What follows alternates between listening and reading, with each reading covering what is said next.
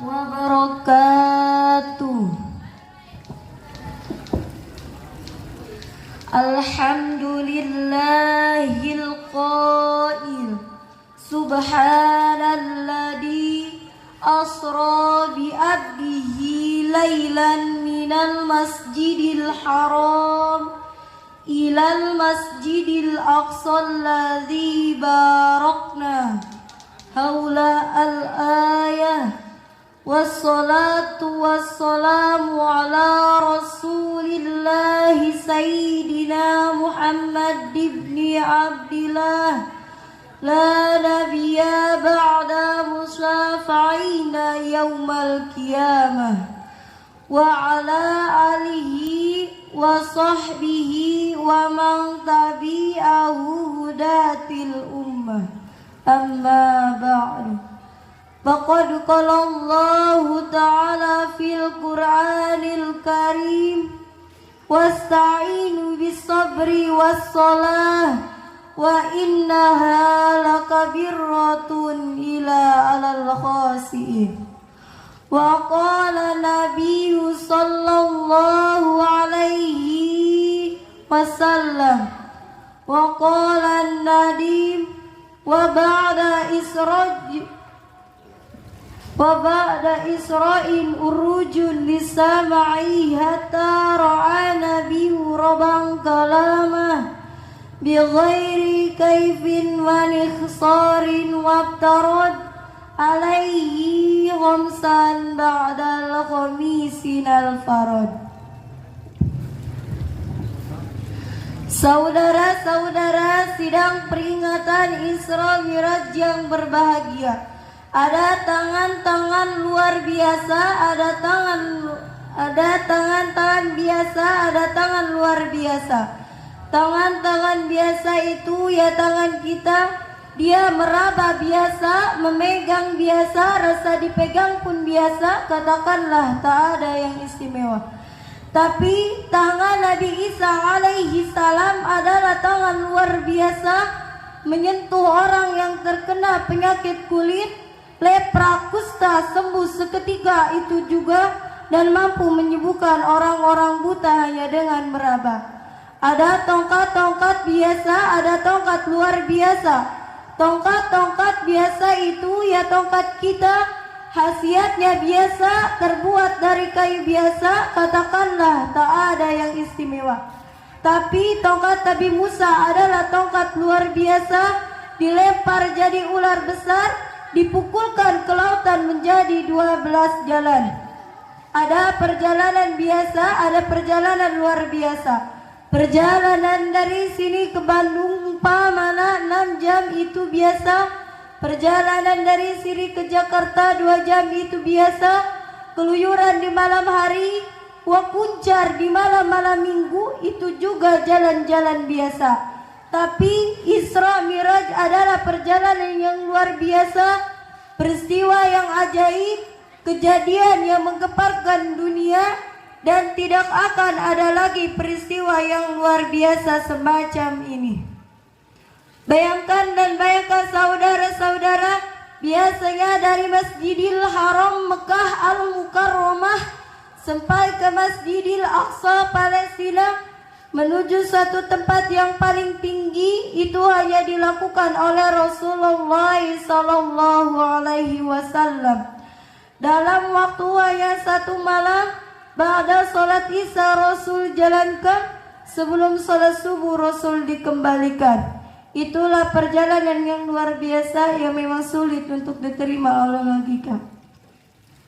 Peristiwa yang tidak bisa diukur dengan akal manusia, tapi harus diterima oleh hati nurani yang tertancap imannya, iman yang dapat bercahaya. Itulah sebabnya masih banyak para sarjana yang belum percaya dengan Isra Miraj ini, karena tidak dapat diterima oleh daya nalar manusia. Saudara-saudara, peristiwa serupa pernah terjadi. Kalau tidak salah di zaman Nabi Sulaiman dahulu, ketika Nabi Sulaiman dengan para tentaranya bersiap menjemput ratu negeri Saba bernama Balkis, Saat itu Nabi Sulaiman berkata kepada para tentaranya, "Wahai para tentaraku yang terdiri dari jin dan manusia, siapakah di antara kalian yang sanggup memindahkan singgasana kerajaan Ratu Balkis ke tempat Tuhan sekarang juga sebelum Tuhan berdiri dari tempat duduk Tuhan?" Yang dalam bahasa Al-Qur'annya tepatnya surat An-Naml ayat 39. Qala ifritu minal jinni ana atika bihi qabla an taquma min maqami. Artinya, berkatalah ifrit yang cerdik dari golongan jin dan manusia, aku akan datang kepadamu dengan membawa singgasana itu kepadamu sebelum kamu berdiri dari tempat dudukmu. Kata Nabi Sulaiman itu kelamaan. Keburu dia datang coba yang lain yang lebih hebat. Tiba-tiba ada dari golongan manusia yang mengangkat tinggi-tinggi tangannya. "Saya Tuan, wahai Tuan Sulaiman, saya sanggup memindahkan singgasana kerajaan Ratu Balkis ke tempat Tuan sekarang juga sebelum Tuan berdiri dari tempat duduk Tuan." Yang dalam bahasa Al-Qur'annya, qala alladhi indahu ilmu minal kitab ana atika bihi qabla ayyartadda ilaika torfu. Artinya, berkatalah seseorang yang mempunyai ilmu dari Alkitab, aku akan lakukan dengan membawa singgasana itu kepadamu sebelum kamu berdiri dari tempat dudukmu. Dalam waktu sekejap, singgasana yang begitu besar, megah, mewah dan indah yang terdiri dari intan mutiara. Dalam waktu sekejap, singgasana yang begitu besar, megah, mewah dan indah dapat dipindahkan oleh manusia yang berilmu tinggi yang bernama Asif bin Barhaya. Di dalam salah satu tafsir disebutkan Asif bin Barhaya ketika memindahkan singgasana Ratu Balkis yang begitu besar, megah, mewah dan indah yang terdiri dari intan mutiara. Konon katanya dari bawah tanah, makanya di era teknologi sekarang ini banyak lahir gedung-gedung di bawah tanah, jalan di bawah tanah, jembatan bawah tanah. Saya yakin betul hasil riset Al-Quran. Kembali lagi ke pokok persoalan, bahwa Isra Miraj yang dilakukan Nabi Muhammad SAW semacam refreshing, katakanlah penghibur hati Nabi yang saat ini Nabi baru saja ditinggalkan dua orang yang paling dicintainya, yang paling setia, bernama Siti Khadijah, yang kedua pamannya Abi Thalib yang tercinta. Dalam sejarah Islam, tahun itu disebut juga dengan Amul Hajan, tahun duka cita. Nabi diperlihatkan keajaiban-keajaiban yang tidak pernah terjadi di bumi. Sebelum Nabi menghadap sang Wali terlebih dahulu, Nabi disuruh check up, mengadakan pemeriksaan hati. Dada Nabi dioperasi dan hati Nabi dicuci dengan air jam-jam. Dibuanglah yang namanya sirik, bidik, kasut, dengki, diganti dan diisi dengan ilmu dan hikmah ilahi. Di balik ini ada hikmah yang tersembunyi buat kita semua. Siapapun kita ketika akan menghadap Allah, hati ini perlu bersih. Bersihnya hati level takwa yang paling tinggi disebut juga dengan tanjihul qalbi. Jadi kalau Nabi jumpa dengan Allah dengan hati yang suci, yaitu Mi'raj, maka kita pun bila ingin jumpa dengan Allah, diperlukan hati yang suci, yaitu salat. Itulah yang dimaksud as-salatu mirajul mu'minin. Artinya salat itu mirajnya orang-orang mukmin. Saudara-saudara, Isra adalah perjalanan dari masjid ke masjid masih di sekitar bumi, disebut juga dengan hubungan horizontal. Sedangkan Mi'raj naik dari Masjidil Aqsa Palestina, naik lagi ke langit nomor 7, naik lagi ke Sidratul Muntaha, naik lagi ke mustawa puncaknya, crop profil Akdar, satu tempat yang paling tinggi sekali Di sana terjadi dialog antara Nabi dengan Allah, Zat yang Maha Suci, dan kata yang meluncur dari mulut Nabi, Ilahil anta maksudi waridokal matlubi. Artinya, wahai Tuhan, kepada Engkau aku punya tujuan, dan kepadamu Engkau pula aku memohon keridhaan. Dari perjalanan Isra Mi'raj itu produk yang didapatkannya adalah salat, yang sekarang salat menjadi 5 waktu, di mana sebelumnya adalah 50 waktu. Ini pun berkah nasihat dan masukan yang diajarkan Nabi Muhammad kepada Nabi Musa secara logika. Andaikan Nabi Muhammad tidak bertemu dengan Nabi Musa setelah ia kembali dari Mi'raj, maka bulat-bulatlah salat yang 50 waktu itu akan diterima mutlak.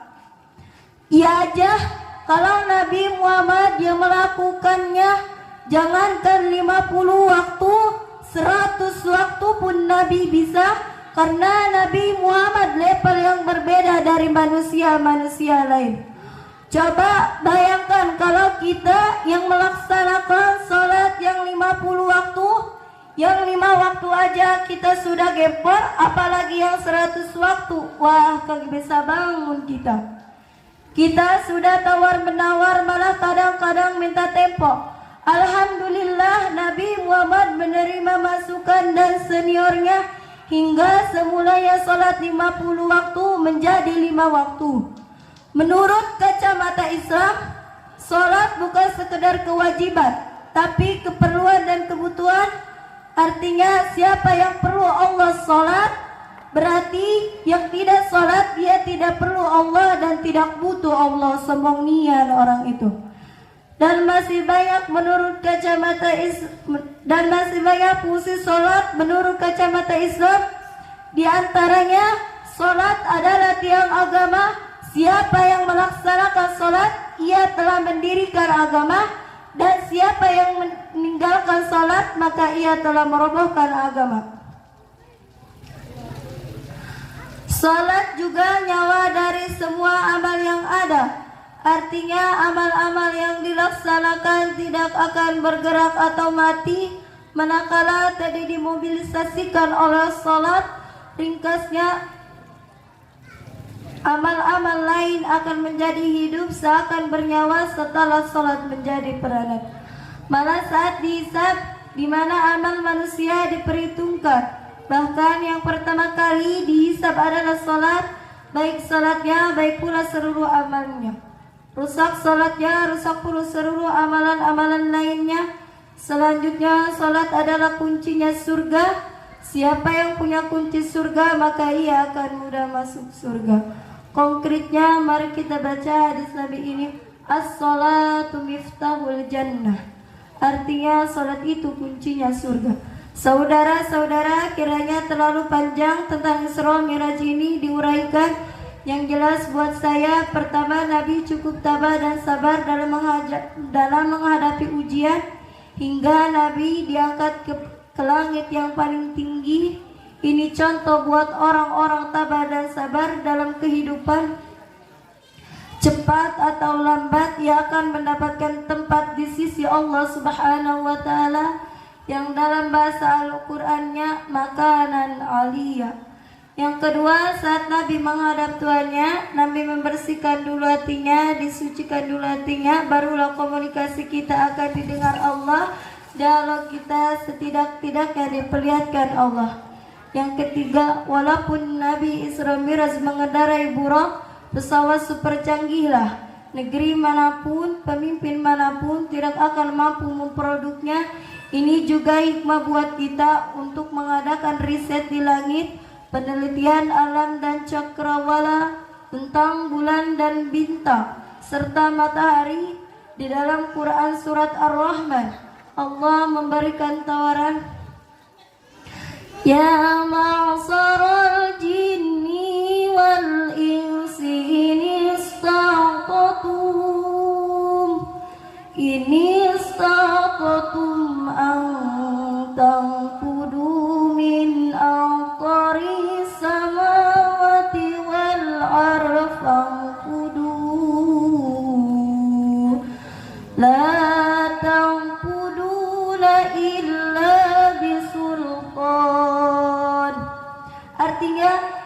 Wahai golongan jin dan manusia, jika kamu sanggup melintasi penjuru langit dan bumi, maka lintasilah, kamu tidak akan menembusnya melainkan dengan Quran surat Ar-Rahman ayat 33.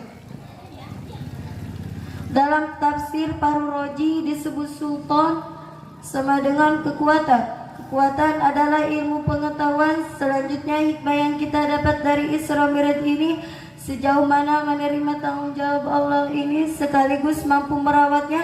Sebab siapa yang mampu memelihara sholatnya, sholat kan menjadi pembelanya.